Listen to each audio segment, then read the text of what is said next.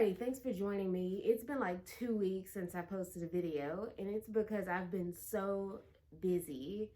But I wanted to do a quick video. I figured I would just kind of change my settings so it would be easier to do a video, faster to edit, and then faster to upload. So I won't do like edits or like little graphics and stuff. I'll just kind of keep it short and sweet and just kind of talk from like my workspace. So, today I'm going to talk about just kind of how coronavirus has affected my business. So a lot of people actually don't know that I actually still have a full-time job. I have a lot of autonomy, but I still have to work hard on my job. And that's something that I guess as a caveat that some people kind of don't understand. Even though you have a job that has a lot of autonomy, you still have to give that job 100%. And that's what I do. So the way that I juggle my job and my business is that I just lose sleep because I'm not going to jeopardize my job because that is my true bread and butter. So I'm not going to put my job on the back burner to put my small business on the front burner. So with that said, coronavirus has affected my business, but not as much as someone who does their business full time. I did a trade show in Los Angeles in January, and I'll do another video on the details of this, but I paid $7,000 for that booth, and it was at the end of January. Show went decent. It was fairly decent. And then literally right after we got hit by coronavirus, stores were closed, businesses were closed, including spas. So that's, the bulk of my business being wholesale or gift shops, spas, places like that. And so right from the jump, right after the trade show, all of the stores, all of the retailers who stopped by my booth who were interested were no longer able to purchase goods because their stores were closed. Anybody that knows anything about trade shows is that, and trade shows vary. Again, I'll do a video on trade shows at a later date. But at trade shows, most of the time, people don't place orders right away unless they've already placed an order with you or they've already looked you up or whatever. Most of the time, they're not going to place orders right there at the show. Sometimes they just kind of have to let all of the information that they've received from the trade show from all of these brands, it just kind of has to simmer. Zena. It just kind of has to simmer so that they can kind of look through the information, look through like any samples that you've given them, any like pamphlets. So I do all of those things at the trade shows. So at this trade show in Los Angeles, I actually paid extra for a premium booth in the front corner so that I would have maximum exposure, and it literally went down the drain. All of that money went down the drain. And again, that booth was $7,000. It was like $69.95 or something like that. That's not including my flight and the flight that I had to pay for my assistant that I had at the time. It doesn't include hotel. It doesn't include rental car, and it doesn't include food and anything else that we spent out there as an expense. So all of that really went down the drain because in March, everything was shut down. I think it was like mid-March, everything was shut down because of coronavirus. So I got no sales. My current stores were not reordering because they were closed. There was no need for them to reorder. They were losing money. So in turn, I was losing money. But as I stated earlier, because I have a full-time job, it wasn't that big of a deal. It was a bummer, but it wasn't a huge deal that my sales had slumped so much for those few months. And then probably in the summer, a lot of the stores kind of started to kind of get creative on how they could do things. So a lot of the stores that they hadn't really ramped up their websites, they did that. And so they were able to do online orders now, or they started doing subscription boxes or whatever it was. That's what, they started doing. So I started to get some sales trickle in for stores that did that. I would say like 80 to 85% of my business is wholesale, which basically means 80 to 85% of my business is selling to stores and retailers and spas who then turn around and sell the product to their customer. I had to get creative and ramp up my retail side because my wholesale was already, doing its thing. But at that point, because of COVID-19 coronavirus, my wholesale started to slump. So I had to start to get creative to start ramping up my retail side and figure out how I was going to appeal more to retail customers. Even though I already had a retail customer base, there's just more money in wholesale because one wholesale order can be $500, $600. One retail order could be, $20, $40, $50. And I've had wholesale customers, stores who have ordered things. Let's say they put in an order 2 weeks ago. Their order got shipped last week. It's still en route to them, and they'll place another order before their previous order even got to them. So there's a lot of money in wholesale, and we'll do a whole separate video on wholesale later. So I had to get creative in beefing up the retail side even more, even though I did that with, Instagram, Facebook, stuff like that. So I had to kind of get creative with the email list, which is I still kind of struggle with because sometimes I just don't have the time to do it. I just need like a whole lot of people working for me at this point. Not really. But that's one thing that I had to kind of start looking at more. Email lists, meaningful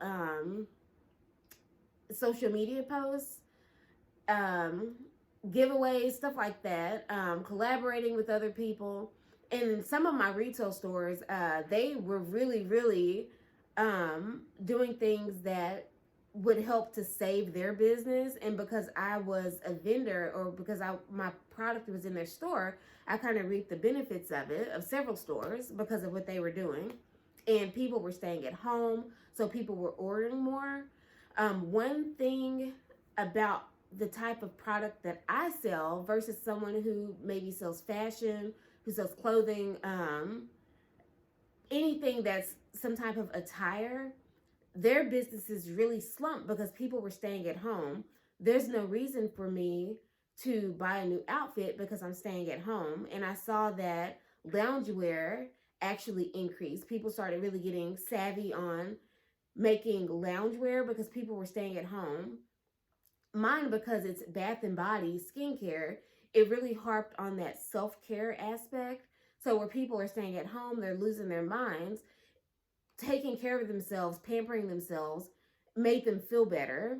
So there was really no slump in the Bath and Body business, except for at the beginning when it first hit, because nobody really knew what to do. People were kind of panicking. The government was panicking, and they're doing this and saying this and contradicting themselves and everything. So there was a slump at the beginning. And then after stores were able to reopen, again, my business is 80 to 85%, possibly more, wholesale. So once stores were able to reopen, I started getting a flood of wholesale orders. They were just coming in because people were so ready to go out. Granted, there were some people who were scared to go out or for whatever reason, but for the people who wanted to shop, And they had gotten comfortable with going out or whatever, even though we could always leave the house. People always say, I've heard so many people say, oh, you can't go outside. Well, that's not what they said ever. They never said that you couldn't go outside. They just said try to make, if you go outside to a store or whatever, make sure it's just for essential business or whatever. But they never said that you couldn't go outside, that you couldn't go out, walk, do whatever, things like that. Caveat, hashtag rant. But so once the store started to reopen, business started like booming really hard. And I actually started having my husband help me do things because it was so much on top of me juggling my full-time job and the things that requires. So I guess year to date, and actually I checked this maybe 2 weeks ago. So 2 weeks ago, I checked my year-to-date sales, and they had already exceeded last year's full year-to-date. Like the full year, January to December of 2019, was less than January to November 2020, and it's really because of that third quarter of 2020 where the sales were really increasing. So even though my sales really slumped at first, they came back with a vengeance to the point where I'm looking at my ingredients as I need to restock things. And I'm like, I just restocked this 5 weeks ago, like, big 50, 100 pound, pails of certain ingredients and stuff. And I'm restocking them literally every month and a half or so.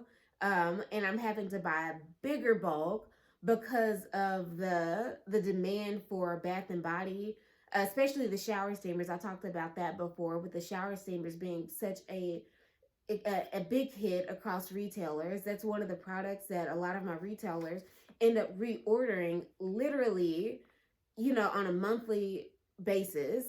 Sometimes it's like a week or two between orders, and they're ordering more because they don't want to order like a huge bulk and then they don't sell. So they end up having to come back every, couple weeks to order more, which is good.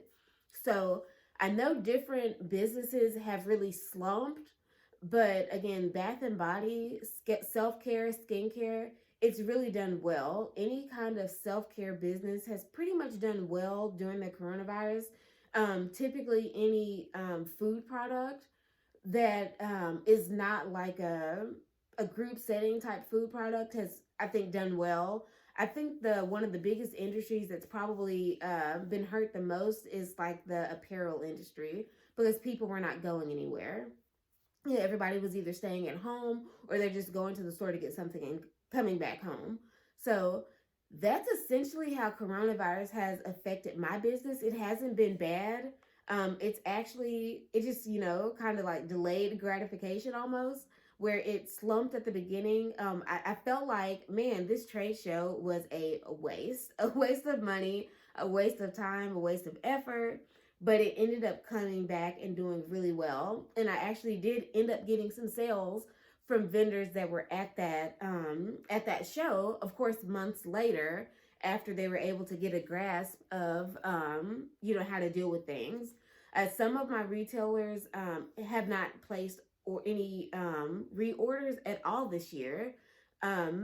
There's one particular retailer that had like 5 locations, and they had not placed an order since like December of last year. So right before the coronavirus, they placed a December 2019 order, and most of the time it's like a couple months between orders, depending on just the speed of their sales and how big their order was. And I think this one, their last order was like $1,000 or something. So if you think about the price of my products, and then they placed $1,000 order, that's quite a bit of product. And they would not have needed to reorder until probably about April or so. But we're shut down, everything's shut down. So that it did hurt in some aspects, but in other aspects, it was fine. It was totally fine because it came back. Now, what I did during the downtime, because there was some downtime, I just used that to focus on perfecting things that needed to be worked on. So different packaging methods, the way that I did certain things, organizing, my stuff at home, organizing like my ingredients, just doing things that I did not have time to do before. So I'm wondering how, if you have a small business, how was your business affected? Were you able to make a comeback? Are you still struggling to make sales? What happened with your business? What was your experience? So let me know in the comments below. If you found this video helpful, and if you liked other videos, go ahead and subscribe and ring the bell so that you know when another video is uploaded. And then if you like this video, give it a thumbs up, just to help out the YouTube algorithm, and more people will get to see this small business information. So thanks so much, and see you next video.